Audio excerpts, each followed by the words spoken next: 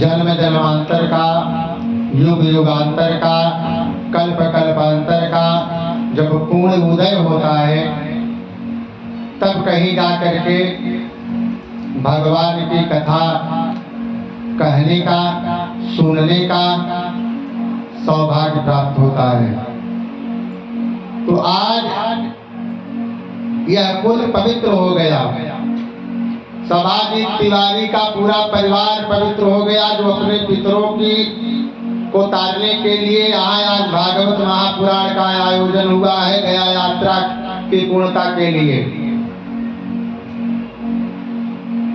पुमनाम नरकात्रायते पुत्र पुत्र वही है जो अपने पितरों को तारने का उपाय करता है, पिंडदान करता है, गया की यात्रा करता है,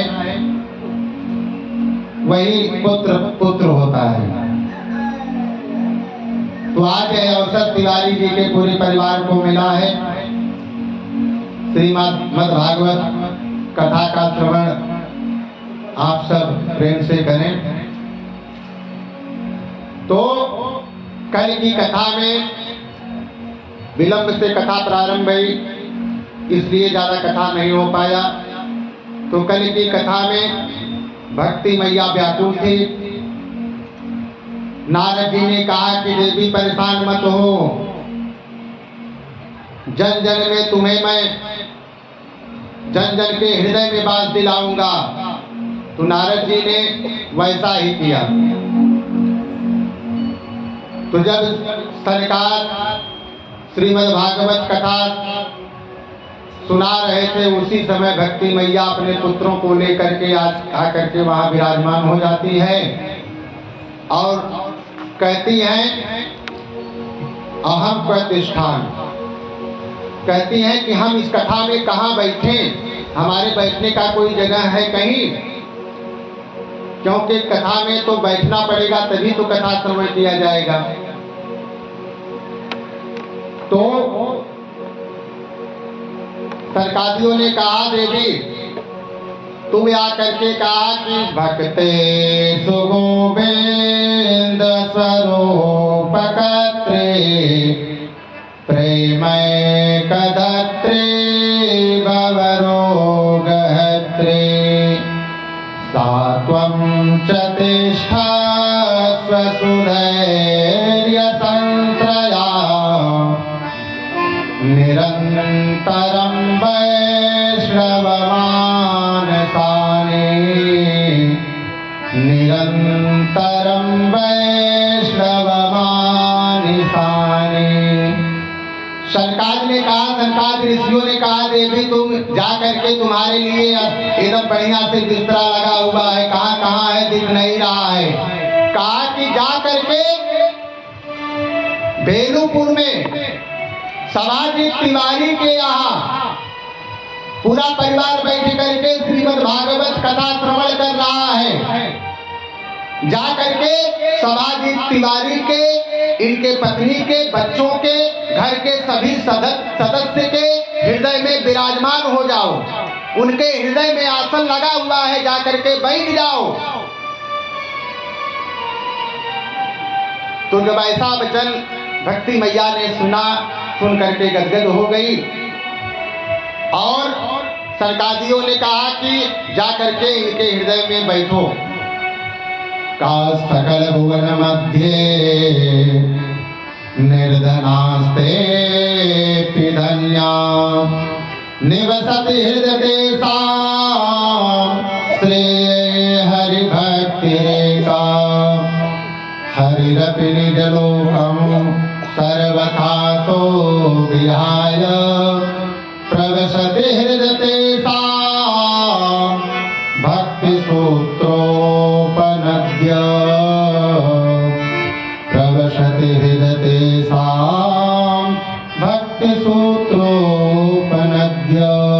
का त्रिभुवन में वही धन्य है। कौन धन्य है? जिसके हृदय भवन में भक्ति मैया वास करती है, भक्ति मैया विराज रहती है, वही भवन, वही मनुष्य धन्य है। बाकी संसार में सब अभागे हैं। जिनके हृदय में भक्ति मैया नहीं है, उनका समझ लीजिए कि जीवन ही व्यर्थ है। अगर हमारे हृदय में भक्ति मैया का वास है तो समझ लीजिए कि जीवन का सबसे बड़ा सुख हमें मिल गया है। तो इस प्रकार से भक्ति मैया जन जन में विराजमान हो गई। अपने पुत्रों को लेकर के बढ़िया से एकदम भगवान की कथा सुनने के लिए बैठ गई और बढ़िया से सनकादियों ने श्रीमद् भागवत कथा का पान कराया। और इस प्रकार से फिर सूत जी कहते हैं, ऋषियों 88,000 ऋषियों को सूत जी कथा सुना रहे हैं। तो सूत जी कहते हैं, ऋषियों अब देवर्षि नारद ने सनकादियों से कहा कि भगवान हमने प्रत्यक्ष देख लिया कि श्रीमद् भागवत के श्रवण से ज्ञान और वैराग्य साथ में भक्ति मैया किस प्रकार से स्वस्थ हो गई। हमने श्रीमद् भागवत का चमत्कार देख लिया। प्रभु भक्ति मैया नाचने लगी और जो इनके 2 बेटे थे ज्ञान वैराग्य वृद्धावस्था को प्राप्त हो गए थे, वो नवयुवक बन करके एकदम नाचने लगे कथा के मध्य में। तो यह भागवत की कथा की महिमा है। तो सूत जी कहते हैं कि हे ऋषियों, अब नारद जी जो है प्रश्न करते हैं सनकादि ऋषियों से। क्या प्रश्न करते हैं? नारद जी ने कहा, प्रभु ये बताइए, श्रीमद् भागवत का इतना बड़ा महात्म्य है, तो हमने सुना है कि जिस घर में श्रीमद् भागवत कथा होती है वह घर तर जाता है। जिस गांव में श्रीमद् भागवत कथा का आयोजन होता है वह गांव तर जाता है। तो प्रभु ये बताइए कि और कौन कौन से पापी ऐसे हैं जो श्रीमद् भागवत कथा श्रवण करने मात्र से तरते हैं। कहा कि के शोध्यन्ति वदन्तु मह्यं सप्ताह यज्ञेन कथा मयिना। तो नारद जी ने कहा कौन कौन शुद्ध होता है श्रीमद् भागवत सप्ताह ज्ञान यज्ञ का श्रवण करने का, कथा सुनने से कौन कौन करते हैं। तो सरकार मुस्कुराते हुए कहते हैं कि हे नारद, इस कथा में श्रीमद् भागवत कथा में इतना बड़ा रस है, इतना बड़ा इसकी महिमा है कि पूछ रहे हो कौन कौन से पापी डरते हैं। तो यहाँ पापी का तो नाम ही मत आप लीजिए। जो थोड़ा बहुत पाप किया है वो तो केवल श्रीमद् भागवत का स्मरण करने से, ध्यान करने से उसके सारे पाप जल करके नष्ट हो जाते हैं। कहा कि जो जीवन पर्यंत केवल पापिक कर्म किया है, कभी पुण्य नहीं किया है जीवन में, एक भी पुण्य जीवन में नहीं किया है, जीवन में केवल पाप कर्म भी किया है, खाली किया है, पापिक कर्म में पूरा जीवन बिता दिया, एक बार भी भगवान को नहीं याद किया और मरने के बाद जीवन में पाप किया है, मरेगा तो प्रेत योनि में जाएगा। प्रेत योनि में जाने के बाद किसी उपाय से मरने के बाद, भूत प्रेत बनने के बाद, भूत प्रेत के शरीर में भी अगर कोई श्रीमद् भागवत कथा का श्रवण कर लेता है, वह प्रेत भी एकदम परम पवित्र हो जाता है। कहा कि महाराज ऐसा संभव है। नारद जी ने कहा क्या ऐसा हो सकता है? क्या कोई भूत प्रेत भी जो है कथा सुन करके पवित्र हो सकता है? हमें तो नहीं विश्वास हो रहा है महाराज। तो सरकार ऋषियों ने कहा नारद जी हम सत्य बता रहे हैं। तो नारद जी ने कहा कि प्रभु ऐसे कैसे हम विश्वास करें, कोई उदाहरण बताइए हमें, कोई तरह है उसको बताइए। कहा हाँ बताते हैं। तो कहा कि ये मानवा पाप कृत तो सर्वदा सदा दुराचार रता विमार्गदा क्रोधाग्निदग्धा कुटिलास्य कामिनः सप्ताह यज्ञेन कलो पुनन्ति ते सप्ताह यज्ञेन कलो पुनन्ति ते। तो सरकारियों ने कहा कि नारद जी ध्यान से सुनो, एक इतिहास तुम्हें सुनाता हूं। ऋषियों ने कहा अत्र ते कीर्तयिष्यामि इतिहासं पुरातनं यस्य श्रवणमात्रेण पापहन्ति प्रजायते। सरकारियों ने कहा कि हे नारद अब तुम्हें एक इतिहास बताते हैं। कहा कि एक तुंगभद्रा नदी के किनारे एक गांव में एक पंडित जी रहते थे। उनका नाम आत्मदेव महाराज था। बड़े विद्वान, ब्राह्मण वृत्ति से ही अपना जीवन यापन करने वाला ब्राह्मण, बहुत विद्वान, अच्छे ढंग से पूजा पाठ करने वाला और पूजा पाठ से जो भी दक्षिणा मिल जाता था उसी से अपने भरण पोषण की व्यवस्था करता था। प्रकांड विद्वान आत्मदेव जी महाराज। तो कहा कि जितने ही पंडित जी विद्वान थे उतनी ही कर्कशा उनकी पंडिताई थी। बात बात पे लड़ने वाली, झगड़ने वाली, पंडित जी कोई सुझाव देते थे उसका उल्टा करती थी। पंडित जी परेशान हो गए समझा बुझा करके। पंडित जी कहीं से आते थे चिल्ला के दौड़ती थी अभी चले आया, एक आध पूजा और कराए होते और माल मिलता ही लौटा इतने लेके। पंडित जी चुपचाप होकर के बैठते थे, पानी भी नहीं पूछती थी। कहती थी कि जल्दी जल्दी घर घर कहीं भगा जा रहा था, अरे दो चार पूजा करके और आ जाते और माल पानी मिल जाता। पंडित जी बेचारे चुप होकर के बैठे रहते थे। और पंडित जी की पंडिताई कैसी थी उसके विषय में बता रहे हैं। पंडित जी की पंडितानी का नाम है धुंधली देवी। कालो वार्तारता क्रूरा प्रायसो बहुजलपिता सुराच गृह कृत्येषु कृपणा कलह प्रिया। कहा बड़ी खतरनाक, बात बात में लड़ाई झगड़ा करने वाली, और गृह कार्येषु कृपणा, घर का काम काज नहीं करती, बैठी रहती है। पंडित जी आते हैं, बता पूछते हैं कि क्यों देवी, अरे कम से कम घर का झाड़ू बुहारा तो लगा दिया करिए। बिगड़ जाती थी, देख नहीं रहे हैं आप, तबीयत खराब है, डोल नहीं पा रही हूँ, घुटना पकड़े बा,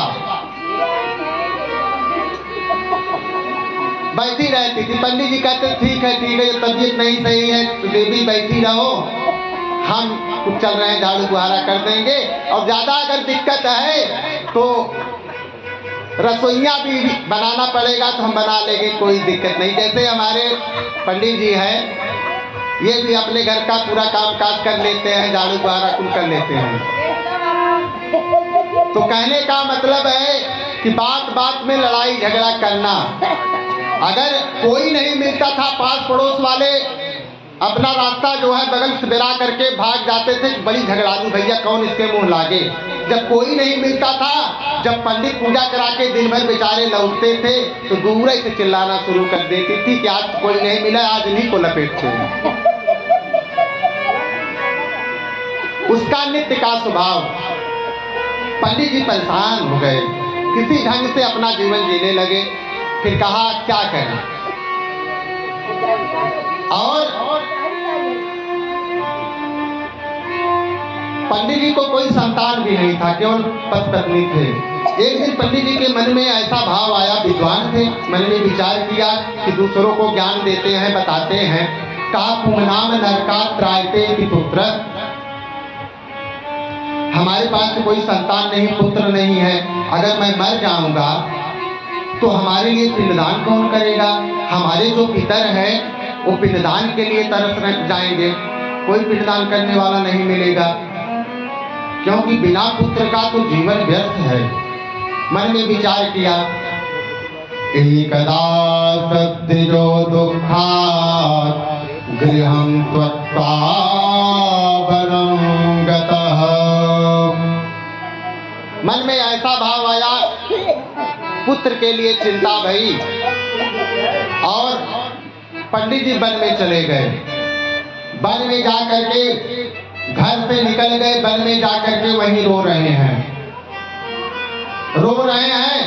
और इतने में उसी रास्ते से एक महात्मा जा रहे थे।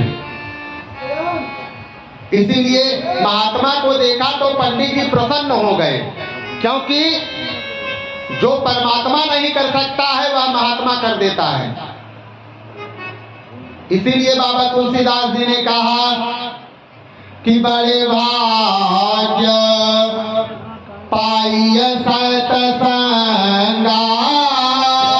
बड़े भाग्य पाइय सतसंगा, सतसंग तेता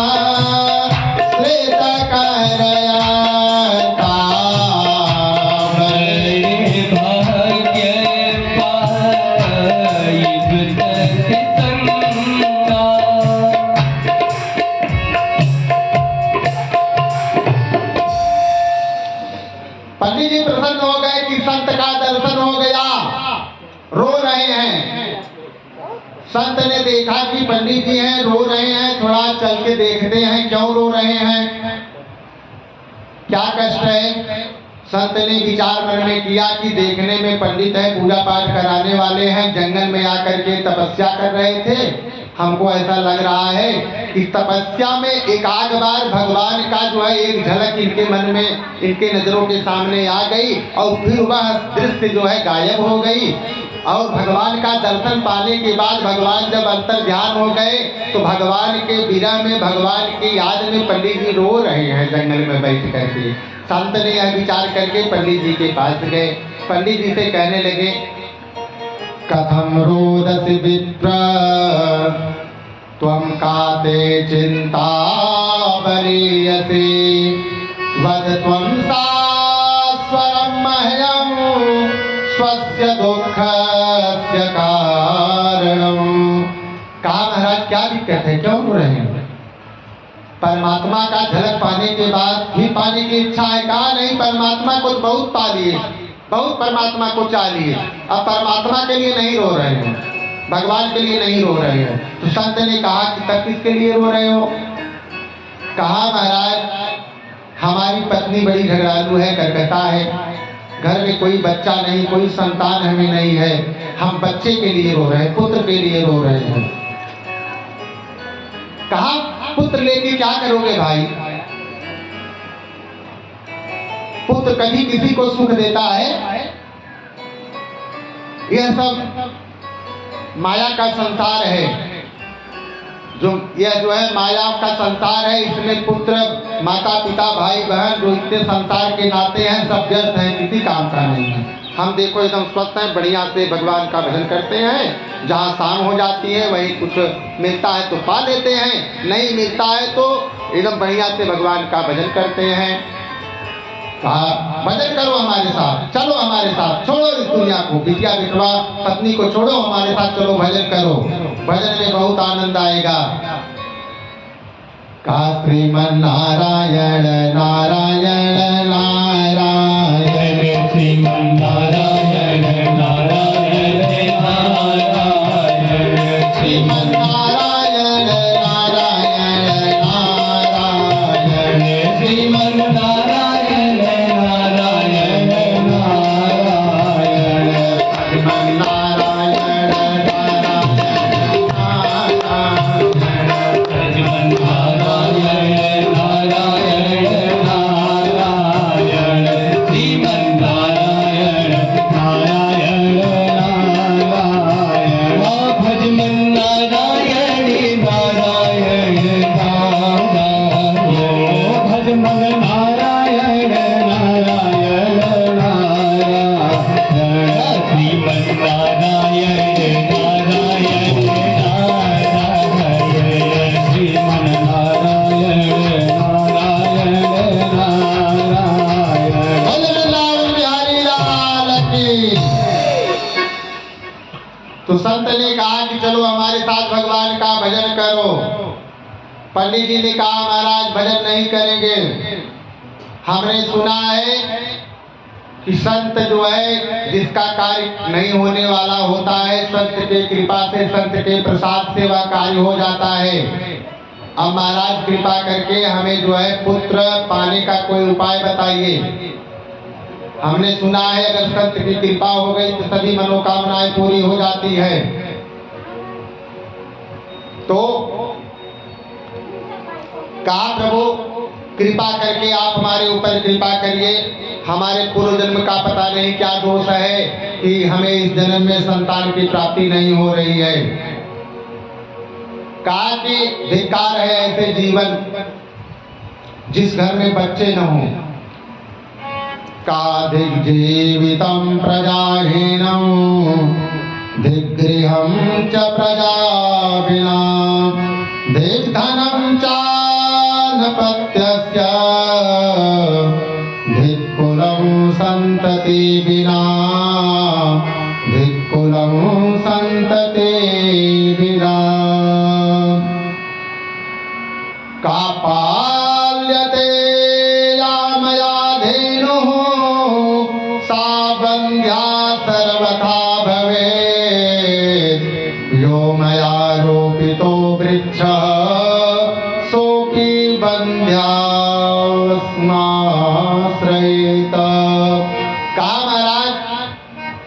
ऐसे जीवन को धिक्कार है कि घर में एक संतान भी नहीं है, घर महल मकान इतना बड़ा है, कोई बच्चा रहने वाला नहीं है, बच्चे की किलकारी वहाँ नहीं गूंज रही है। कोई कहीं बाहर से आता है, जब छोटा बच्चा तुतलाते हुए बोलता है पप्पा पप्पा मैया बाबूजी बब्बा जी, तो मन आनंदित हो जाता है। दूसरे का देखते हैं तो हमें बहुत कष्ट होता है। इसलिए प्रभु कृपा करके हमें जो है कोई संतान आप जो है होने का उपाय बताइए। और हमारा पूर्व जन्म का इतना दोष है, मैं समझ नहीं पा रहा हूँ।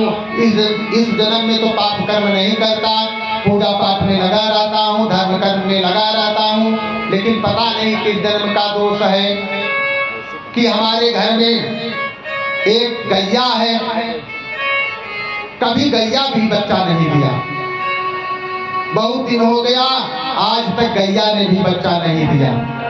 हमारे आंगन में एक जो है आम का वृक्ष है बहुत बड़ा, कभी उस आम के वृक्ष में कभी कोई फल नहीं लगा। पता नहीं क्या प्रारब्ध हमारा खराब है। महाराज कृपा करके हमारे इस कष्ट को दूर करिए। तब संत ने ध्यान लगाया कि मुंचा ज्ञानम प्रजारूपम बलिष्ठा कर्मणो गति विवेकम तो समासाध्य तज संसार वासनम। कहा संसार को त्याग करके भजन करो, कहा भजन उधर नहीं करेंगे, हमें पुत्र चाहिए। तो महात्मा ने ध्यान लगाया, देखा, कहा शिरो विप्रमयातेद्य प्रारब्धम तो विलोकितम सप्त जन्मावधि तव पुत्रो नैव च। कहा हे ब्राह्मण देवता, हमने देख लिया तुम्हारे 7 जन्म का, हमने भविष्य देख लिया। इस जन्म की तो बातें छोड़ दीजिए, अगले 7 जन्म में तुम्हें कोई पुत्र नहीं होगा। इतना जब आत्मदेव पंडित जी ने सुना संत के मुख से, तो अपना सर जो है संत के सामने जोर जोर से पटकने लगा और जोर से रोने लगा। संत घबरा गए कि अरे पंडित जी काहे कैसा कर रहे हो। कहा महाराज आप, हमने सोचा कि संत का दर्श हो जाएगा, संत की कृपा से हमारा कार्य सिद्ध हो जाएगा, और आपने आकर के हमारे इस दर्द को, इस कष्ट को 7 गुना और बढ़ा दिया। अब जी के क्या करूंगा, अभी तो 1 जन्म में हमारी यह दशा है, अब ऐसे ऐसे 7 जन्म में हम कैसे झेलेंगे महाराज। इसलिए जब हमारा भविष्य देखे हो, अब आपके सामने ही मैं सर पटक के मर जाऊंगा। महात्मा घबरा गए कि अरे अगर यह हमारे सामने मर जाएगा तो हमें जो है ब्रह्म हत्या लगेगी। कातस्यागृहं समालोक्य फलमेकं सदत्तवान् इदं भक्षय पत्न्या त्वं ततः पुत्रो भविष्यति। जब संत ने देखा कि कपार पीट करके हमारे पैरों पे मर जाएगा ही, जब संकल्प कर लिया कि प्रभु अभी मरने वाला हूं मैं, हमारे दर्द को आपने 7 गुना बढ़ा दिया, तो संत जो है अपने पूरे तपस्या के पूरे अपने जीवन के जितनी तपस्या किया था, वो भगवान से प्रार्थना किया कि प्रभु हमारे जीवन का जितना तपस्या का फल है सारा फल हमें दे दीजिए, और उसी फल से जो है इसको हम दे दे पुत्र प्राप्ति के लिए। संत ने एक फल दिया, कहा ले जा करके अपने पत्नी को खिला दीजिए, भगवान की कृपा हो जाएगी। पंडित जी ने फल को लिया, ले करके दौड़े दौड़े आए। पत्नी चाहे जैसे हो, लेकिन जब पुरुष कहीं से थोड़ा समय के बाद जब घर लौटता है तो कहता है भाग्यवान इधर आओ। अब कितनी बड़ी भाग्यवान है धुंधली देवी, वो तो पंडित जी जान ही रहे हैं। तो धुंधली देवी ने देखा कि पंडित जी कहाँ चले गए थे काफी समय से, आज ज्यादा पूजा पाठ था क्या। कहा नहीं, पूजा पाठ नहीं करने गए थे, आज जंगल में जा करके भगवान से कुछ मांग रहे थे। कहा क्या मांग रहे थे, कहाँ मांग रहे थे, कोई संतान नहीं है, पुत्र हो जाए। तो एक संत मिल गए, संत ने हमें यह फल दे दिया, कहा ले जाओ अपने पत्नी को खिला दो और पुत्र हो जाएगा। फल भक्षेण गर्भस्यात् गर्भेणोदर वृद्धिता स्वल्प भक्षं ततो शक्ति गृह कार्यं कथं भवेत। धुंधली देवी ने जब सुना कि फल खा लेंगे तो हमें पुत्र हो जाएगा, वह डरने लगी। कह रही महाराज, मन में विचार करने लगी कि अगर मैं फल खा लूंगी तो पेट में बच्चा आ जाएगा। संत का प्रसादी है, सही भी हो सकता है, उसे बच्चे से कोई मतलब नहीं था। कहा पेट में बच्चा आ जाएगा, भोजन हमारा कम हो जाएगा, और पेट में बच्चा रहता है तो सब कहते हैं बहुत कष्ट होता है, बहुत तकलीफ होता है। तो इस प्रकार से हमें बहुत कष्ट सहन करना होगा। घर का जो थोड़ा बहुत काम काज है वो भी नहीं कर पाऊंगी। मन में विचार किया, कहा कि अगर पेट में बच्चा आएगा तो बड़ी दिक्कत होगी। दैवाघाटे ब्रजेद ग्रामे पलाये गर्भणे कथा। मन में विचार करने लगी कि अगर घर में आग लग जाएगी या कोई आपदा विपदा आ जाएगी, सब घर से भाग जाएंगे और हमारे पेट में बच्चा रहेगा, गर्भवती स्त्री दौड़ भी नहीं सकती है, मैं तो वहीं जल करके मर जाऊंगा। नहीं, ये बच्चा उच्चा चक्कर में नहीं पड़ूंगी। अब पंडित जी ने कहा कि देवी क्या विचार कर रही हो, फल लो हाथ में खाओ। कहा महाराज, जबकि उस दिन स्नान करके 2 बार स्नान किया था। कहा महाराज भी नहाए कहाँ है? कहा अरे पूजा तो की हो, टीका लगाए माथे पे। कहा ये तो कल का है, अभी नहाऊंगी, बढ़िया से भगवान को मनाऊंगी, भजन करूंगी, जिससे और खूब सुंदर बच्चा हो। तो मन में विचार करने लगी कि लालेन पालने दुःखं प्रसूतायास्य वर्तते बंध्या वा विधवा नारे सुखनी चेति में मति।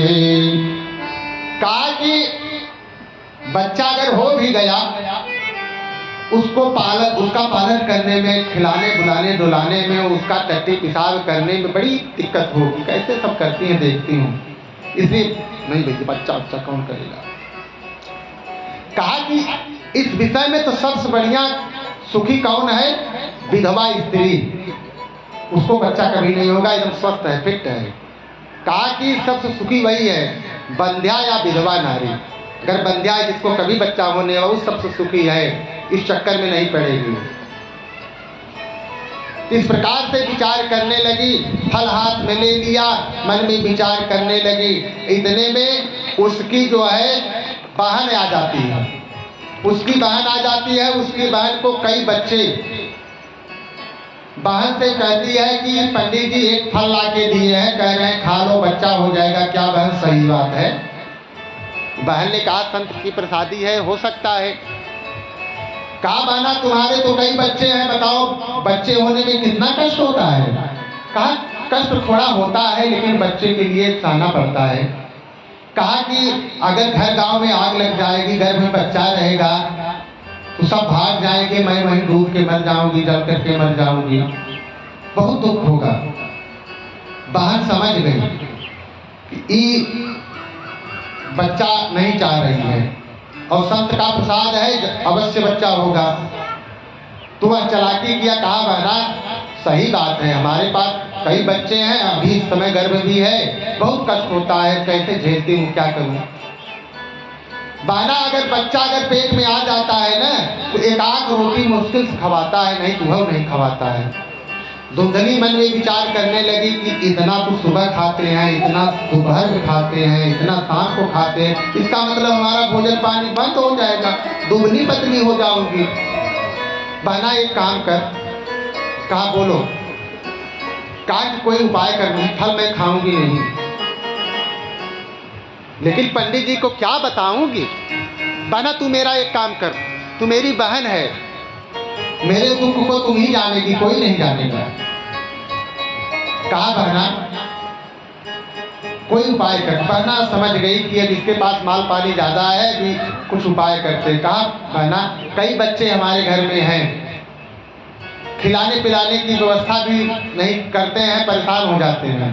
तो जब गर्भ वाला बच्चा जब बाहर निकलेगा धीरे से ला करके मैं तुम्हें दे दूंगी, इसके लिए कुछ हमें कुछ पैसा वैसा दे दीजिएगा। और झूठ मूठ का पेट फुला करके पंडित जी को दिखाओ कहाँ गर्भ हो गया है, फल हमने खा लिया। अब ऐसे ही किया, लेकिन बहना माल लूंगी।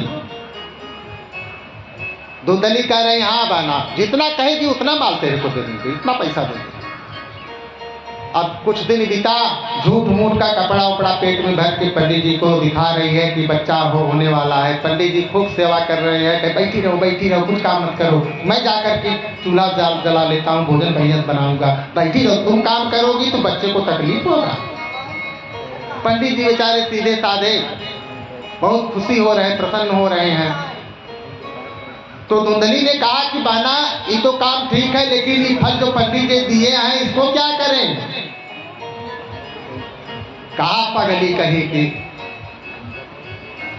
ये जो अपने घर में गैया बनी है उसी खिला दो, कहाँ फेंकोगी। वो फल ले जाकर के गैया को खिला दिया। अब प्रभु की कृपा हो गई। कुछ समय बीता, धुंधली को जब बच्चा हुआ उसकी बहन ला के दे दिया। झूठ मूठ का बच्चा दिखा करके पेट का कपड़ा फपड़ा निकाल के बहा दिया और हल्ला करने लगी पंडित जी बच्चा हो गया, बच्चा हो गया। और पंडित जी उछल कूद करने लगे, खूब रुपया पैसा धन दौलत बांटने लगे प्रजाओं में, खूब प्रसन्न हो गए। और थोड़ा समय बीता, 3 महीने के बाद उस गाय को भी बच्चा हुआ, क्योंकि गाय ने फल खा लिया था। उस गाय को जब बच्चा हुआ तो गांव वाले को जब पता लगा कि अरे पंडित जी को तो जो है उसकी पत्नी से भी बच्चा हुआ, और पंडित जी के गाय को भी जो है बच्चा हुआ। कैसा बच्चा हुआ? गाय का बच्चा नहीं हुआ, केवल गाय का कान है, बाकी शरीर के मनुष्य का है। का त्रिमासे निर्गते चाथ साधेनो सुखवेर्भकं सर्वांग सुंदरम दिव्यां निर्मल कनक प्रभां। वह कैसा बच्चा? एकदम सर्वांग सुंदर दिव्य स्वरूप, केवल कान गाय का, बाकी पूरा शरीर मनुष्य का। चारों तरफ हल्ला हो गया, लोग देखने आने लगे, जोर जोर से बधाई देने लगे। पंडित जी आप तो धन्य हो गए, आपका भाग्य चमक गया। का भाग्योदयो धुना जाता आत्मदेवस्य पश्यत धेन्वा बाल प्रसूतस्तु देवरूपेति कौतुकम्। सब जोर जोर से चिल्लाने लगे, पंडित जी आपके भाग्य उदय हो गए, आपकी पत्नी पंडितानी को भी बच्चा हुआ और इस गाय को भी जो है इतना सुंदर बच्चा हुआ, आपके तो भाग्य जग गए। क्रियत काले न तो जातो तरुणो तनया विभो गोकर्ण पंडितो ज्ञाने धुंधकारे माखल धुंधकारे माखल। कुछ समय के बाद दोनों बच्चे बड़े होने लगे। कुछ समय जब बीता तो पंडित जी दौड़े गए, अपने पंडित को बुला लाए कि चलो भैया हमारे घर में 2 बच्चे भय हैं, चल के साई को बढ़िया से देखो और दोनों का नामकरण संस्कार करो। पहले ऐसे नाम नहीं रखा जाता था, पंडित जी आते थे, पूजा पाठ होता था, तब जो है जाकर के नामकरण संस्कार होता था। पंडित जी आए, पूजा पाठ किए, शायद मुहूर्त निकाले। इसके बाद जब गाय के बच्चे को देखा, तो बढ़िया से नाम विचार करने लगे। तो मन में आया कि मनुष्य का पूरा शरीर है, इतना सुंदर शरीर है, कान जो है गाय का है, इसलिए इनका नाम गोकर्ण रखा जाए। पंडित जी से कह दिए कि पंडित जी यह जो आपका बच्चा है, जो गाय का बच्चा है, इसका नाम जो है गोकर्ण रखा जाएगा। पंडित जी का बहुत बढ़िया गोकर्ण नाम रख देते हैं। और दूसरे बच्चे का नाम जब रखने लगे तो धुंधली आकर के खड़ी हो गई। ए पंडित जी सावधान हो जाओ। कहा क्या बात है देवी बताओ। कहा 9 महीना मैं बच्चे को लेकर के धोई हूँ। हमारा बच्चा है, गाय का बच्चा था, चाहे जिसने नाम रख दिया हमें कोई इतराज नहीं है, लेकिन हमारा बच्चा है तो मैं अपने मन से नाम रखूंगी, कोई बढ़िया नाम रखूंगी। आप लोग ऐसे चाहे जो रख देंगे मान लूंगी, नहीं मानूंगी। तो पंडित जी ने कहा देवी झगड़ा मत करो, हमारे पंडित जी हैं, झगड़ा मत करो, जो रखना है आप ही रख लीजिए। तो धुंधली कह रही है कि मैं धुंधली, मेरा नाम धुंधली, मेरे बच्चे का नाम धुंधकारी, धुंधकारी मेरे बच्चे का नाम होगा। कौन है धुंधकारी? ये खड़े हैं, ये देखिए इस बांस में जो है 7 गांठ के पास में धुंधकारी बैठे हैं, यही धुंधकारी पैदा भई। कहा कुछ समय बीता, पंडित जी ने कहा ठीक है झगड़ा मत करो, धुंधकारी रख लो, कोई दिक्कत नहीं है। कहा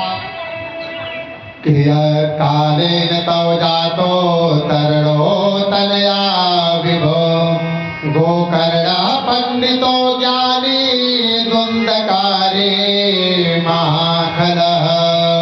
कुछ समय बीता, गोकर्ण जी एकदम विद्वान पंडित होते चले गए, बढ़िया बढ़िया शिक्षा ग्रहण करते चले गए। और यह धुंधकारी जो है चोरी बेईमानी कहीं से आता था, बचपने से अपनी माँ को बुलाता था कि माँ पैसा दो, बाजार में जाएंगे, हम सब पिएंगे, पेप्सी पिएंगे। कुछ दिन जाकर के बाजार में थम्स अप पीने लगा, पेप्सी पीने लगा, वहाँ जाने के बाद बीड़ी पीने लगा। कुछ लोगों ने बताया कि भैया इससे बढ़िया गांजा है, गांजा भी पीने लगा। बाजार में जाकर के पैसा कम होता था, आकर के मास्क से लेके चला जाता था, दारू भी पीने लगा। इसीलिए कहा कि गोकर्ण पंडितो ज्ञानी धुंधकारी महाखल। गोकर्ण विद्वान बन गए और वह जो है खल बन गया, दुष्ट बन गया।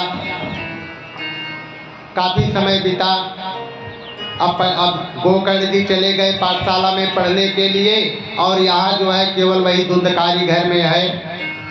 जबरदस्ती आता है, पिताजी को बुलाता है, पिताजी पूजा करा के आ रहे हो ना, जितना दक्षिणा मिला है यही रख दो, अगर नहीं रखोगे तो आज ठीक नहीं होगा। अब जब बच्चा बड़ा हो गया, पंडित जी भी डर गए, जितना पैसा लाते थे रख देते थे। काक्वतिष्ठामि क्व गच्छामि को मे दुःखं व्यपोहयेता प्राणात्यजामि दुःखेन हा कष्टं मम संस्थितम्। एक दिन तो कहा पंडित जी सारा पैसा रख दो, नहीं तो अगर नहीं रखोगे आज तुम्हें लात से मारूंगा। पंडित जी रोने लगे आप मन में, इसी पुत्र के लिए मैं जंगल में जाके रो रहा था, महात्मा हमें बहुत समझाए लेकिन मैंने माना नहीं, और आज यह पुत्र हमें कह रहा है कि लात से मारूंगा, नहीं तुम्हें पैसा दो। बहुत कष्ट हुआ। कान चैन्द्र सुखम किश्चिन सुखम चक्रवर्तिनः सुखमस्ते विरक्तस्य मनोरेकांत जीवनः मनोरेकांत जीवनः। तो जाकर के अगवा पुत्र के लिए जंगल में गए हैं, यहाँ पुत्र के आतंक से जो है जंगल में जाकर के रो रहे हैं। इतने में उधर से गोकर्ण जी आ गए, पाठशाला से पढ़ करके आ गए, रास्ते से आ रहे थे, देखा पिताजी जो है वन में बैठ के रो रहे हैं। गोकर्ण जी ने कहा पिताजी यहाँ क्या कर रहे हो? कहा बेटा तुम तो विद्यालय में पढ़ने गए और तुम्हारा भाई जो धुंधकारी है बहुत सता रहा है, और कल तो ऐसा कहा कि जितना पैसा हो ला के हमें दोनों लात से मारूंगा। मैं कुछ बोला नहीं, अगर बोला होता तो कल ही मार खा जाता, इसीलिए आके यहाँ रो रहे हैं।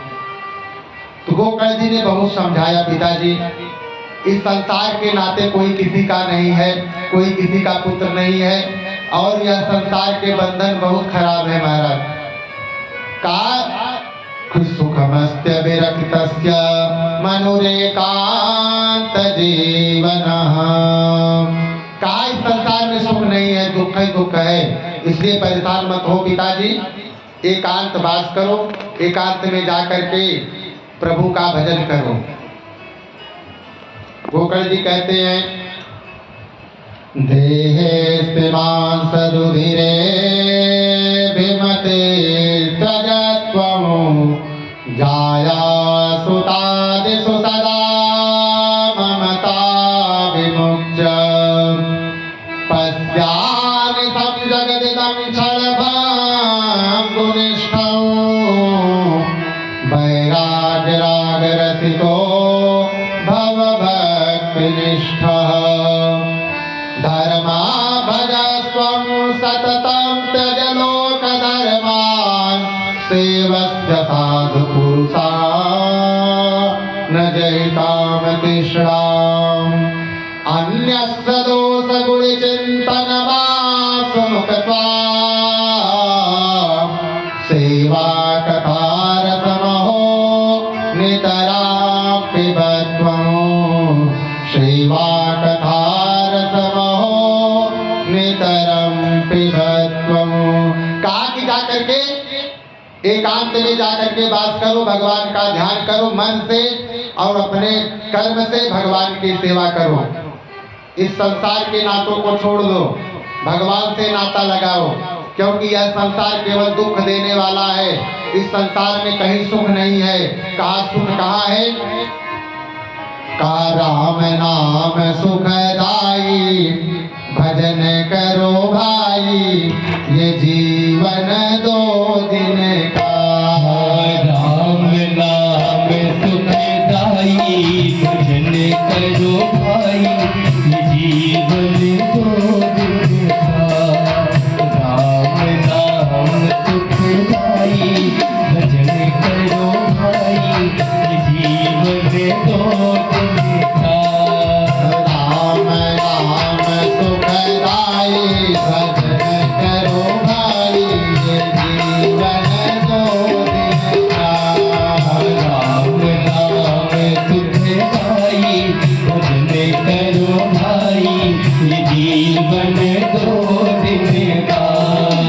ये जीवन है मिट्टी का डेरा, ये जीवन है मिट्टी का डेरा। भूत पड़े गली गाई भजन करो भाई, ये जीवन दो दिन का। राम नाम सुखदाई भजन करो भाई, ये जीवन दो दिन का। राम नाम सुखदाई भजन करो भाई, ये जीवन दो दिन का। राम नाम सुखदाई भजन करो भाई, ये जीवन दो दिन का। वृंदावन बिहारी लाल की। पिताजी सारे संसार को छोड़ करके केवल परमात्मा के चरणों का ध्यान करो, भगवान का भजन करो। भगवान का भजन प्रारंभ कर दीजिए, आपको सुख मिल जाएगा। तो गोकर्ण के वचनों का विश्वास करके आत्मदेव जी महाराज घर को पूरा त्याग करके एकांत में चले गए। बढ़िया से 60 वर्ष की आयु में बढ़िया से भगवान का ध्यान लगा करके भजन किया। और इधर क्या हाल है, जब पिताजी घर से चले गए, घर में इधर उधर देखा, पास पड़ोस में पता लगाया कि हमारे पिताजी कहीं हैं। जजमान के यहाँ जाकर के पता लगाया पिताजी कई दिन से नहीं दिख रहे हैं। लोगों ने बताया पता नहीं कहाँ चले गए। तो धुंधकारी ने सोचा कि पिताजी कहीं भाग गए या कहीं जाकर के एक्सीडेंट हो गया होगा, मर गए। लौट करके घर आया, अपने माँ से कह रहा, माँ जल्दी से तिजोरी का चाबी लाओ, पिताजी गायब हो गए हैं, तुम्हारे पास धन पूरा दे के गए हैं, हमें दो। अगर नहीं दोगी तो अच्छा नहीं होगा। वित्तम तिष्ठन्ते ब्रूहि हनिष्ये लत्तया नयेत कहा अगर पूरा धन की चाबी हमें नहीं दोगी, आज तुम्हें मार डालूंगा, लाते से मुक्के से मार करके तुम्हें जो है मार डालूंगा। वह डर गई बेचारी, घर छोड़ करके भागी वहां से कि मार डालेगा मुझको भी। कहा कूपे पात कुतो रात्रो जेन सा निधनम गता। अंधेरे का समय था, दौड़ी दौड़ी जा रही थी, एक कुआं पड़ा, उसी कुएं में गिर करके अपने प्राण को त्याग दिया। मैया धुंधली देवी में मर गई। अब गोकर्ण घर में अकेला और धुंधकारी घर में अकेला, गोकर्ण चले गए पाठशाला पढ़ने के लिए। अब गोकर्ण घर में अकेला है। धुंधकारे गृहे तिष्ठत् पंचपर्ण्या वधोवृतः। जब देखा घर में कोई नहीं है तो गया जो है 5 वेश्याओं को ला करके अपने घर में बसा लिया। जब 5 वेश्याएं घर में आ गई तो कह रही हमें तो भैया पैसा चाहिए। अब धुंधकारी क्या करता, जा करके चोरी करने लगा, डाका करने लगा, बड़ा बड़ा डाका डालने लगा। जितना डाका लूटपाट करके लेके आता था उन्हीं 5 वेश्याओं को दे देता था।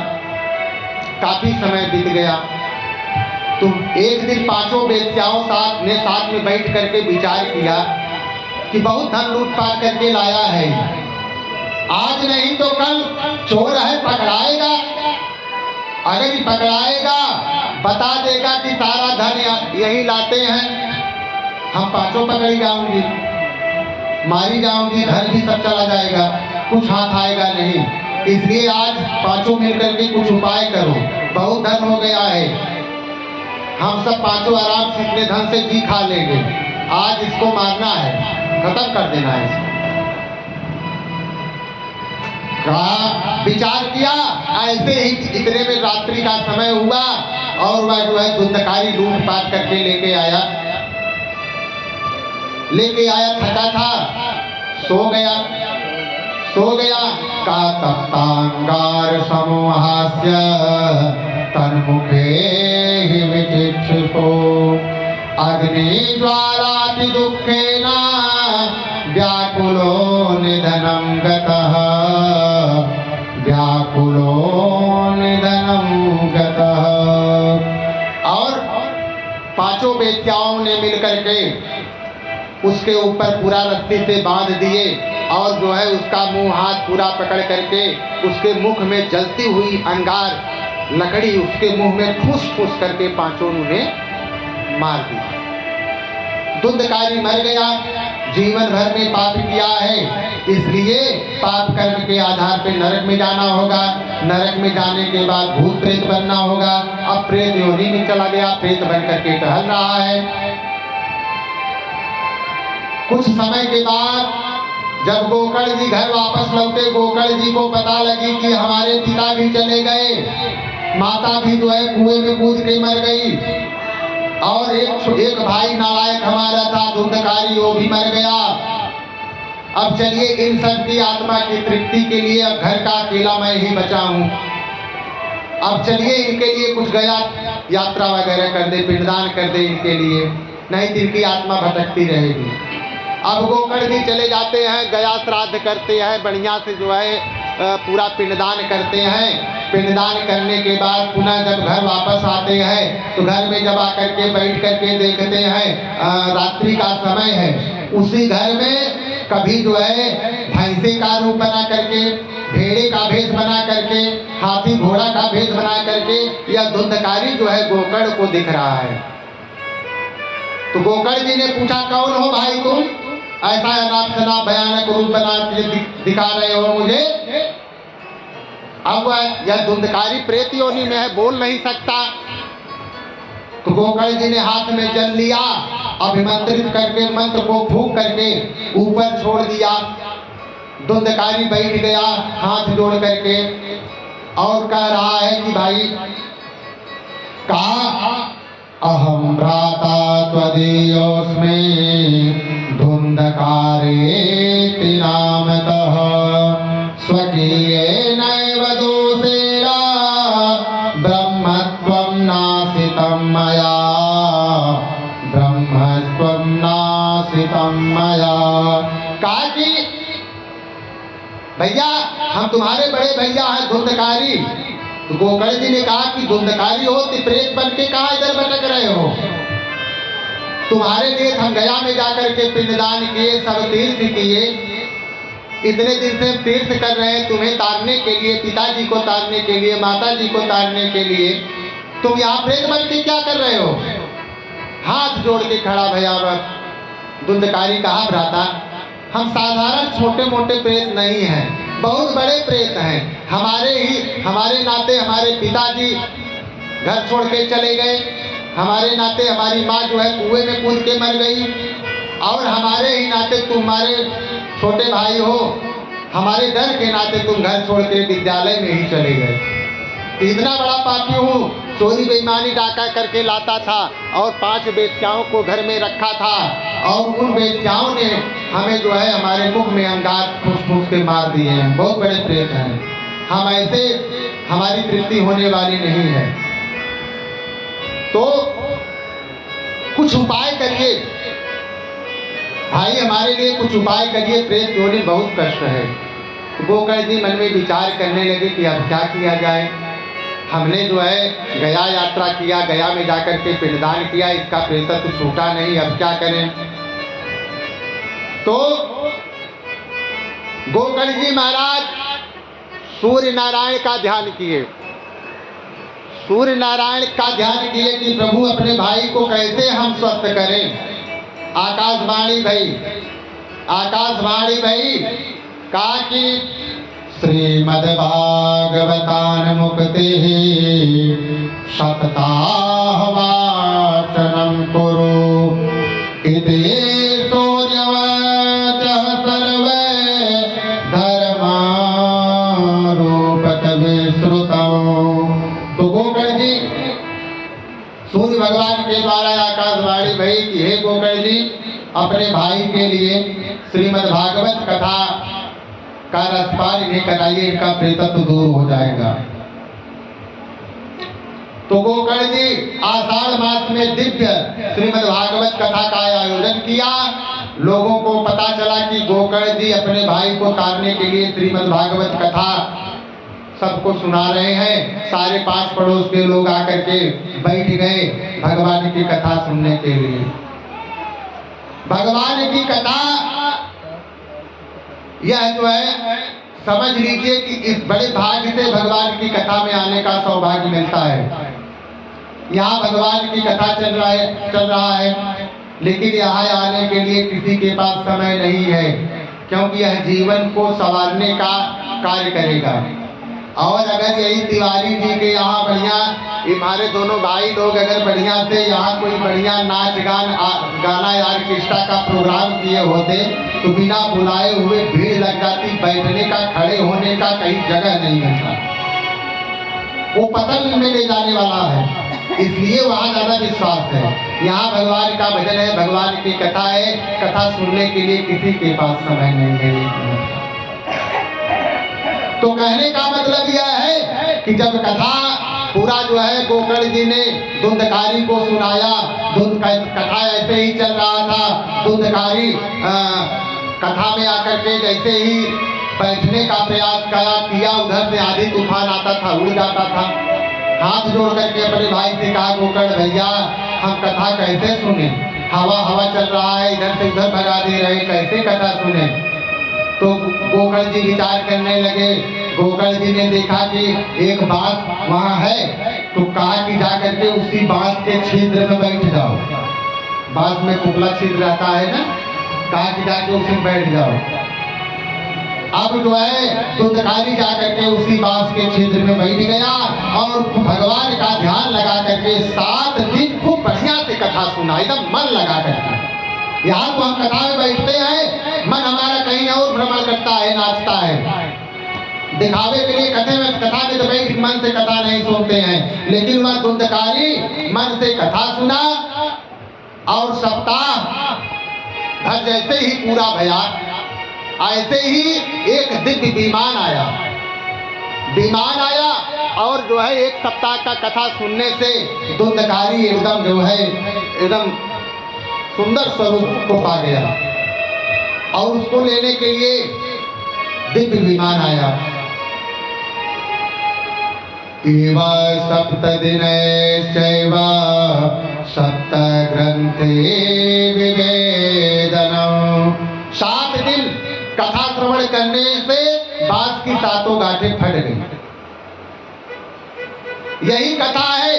बांस में बैठा था, 7 एक दिन का गांठ, एक दिन का कथा सुनने से 1 गांठ फट जाती है। अब हमारे मुख्य यजमान हमारी मौसी लगती हैं, इन्होंने कहा कि पंडित जी आप कथा सुनाएंगे बस हवा फटक जाए। हम कहे फाड़े गए, घबराइए नहीं। तो कहने का मतलब यह है कि 1 दिन का कथा सुनने से 1 बात का जो है ग्रंथि फट गई। ऐसे ऐसे 7 दिन की कथा सुनने से 7 बात की ग्रंथियां फट गई। उसी बात में से बासई में बैठा था, दिव्य रूप धारण किए हुए आकर के अपने भाई गोकर्ण को प्रणाम किया कि भैया आपने हमारा प्रेतत्व छुड़ा दिया। खूब अपने भाई का गुणगान गाने लगा। इतने में विमान आ गया। विमान में जो भगवान के पार्षद थे वो उतर करके आए, चलो भैया धुंधकारी तुम्हारे लिए आया है, चलो बैठ करके चलो स्वर्ग चलते हैं। तो जब देखा तो गोकर्ण जी ने कहा